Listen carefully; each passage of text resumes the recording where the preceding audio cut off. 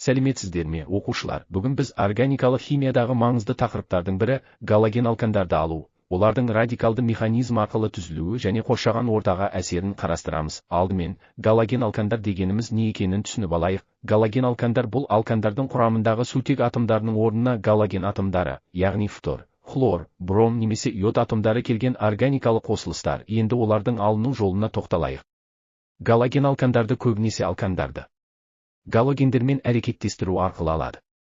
Бұл реакция жарықтың, әсіресе ультракүлгін сәуленің әсерінен жүреді. Мысал ретінде, метан мен хлордың әрекеттесуін қарастырайық. Метан плюс хлор молекуласы әрекеттескенде, нәтижесінде хлорметан және хлорсутек түзіледі. Бұл реакция бірден жүрмейді. Ол үш негізгі кезеңнен тұратын радикалды механизм арқылы жүзеге асады. Бірінші кезең инициация, яғни басталу кезеңі. Бұл кезеңде ультракүлгін сәуленің әсерінен хлор молекуласы екіге бөлініп, екі хлор радикалына айналады. Яғни, хлор молекуласы екі хлор радикалына ыдырайды. Екінші кезең пропагация, яғни тізбектің жалғасуы. Бұл кезеңде хлор радикалы метан молекуласымен әрекеттесіп, метил радикалымен хлорсутек түзеді. Содан кейін метил радикалы тағы бір хлор молекуласымен әрекеттесіп, хлорметан түзеді және қайтадан хлор радикалы пайда болады. Осылайша реакция үздіксіз жалғасады. Сондықтан бұл тізбекті реакция деп аталады. Үшінші кезең терминация, яғни аяқталу кезеңі. Бұл кезеңде радикалдар бір-бірімен қосылып, тұрақты молекулалар түзеді. Мысалы, 2 хлор радикалы қосылып, қайтадан хлор молекуласын түзеді, немесе метил радикалы мен хлор радикалы қосылып, хлорметан түзеді. Енді галоген алкандардың қолданылуына тоқталайық. Олар еріткіш ретінде, салқындатқыш жүйелерде, пластмасса өндірісінде және өрт сөндіргіш заттар құрамында кеңінен қолданылады. Алайда бұл заттардың қоршаған ортаға әсері де бар. Кейбір галоген алкандар, әсіресе фреондар, атмосфераға түскен кезде озон қабатын бұзады.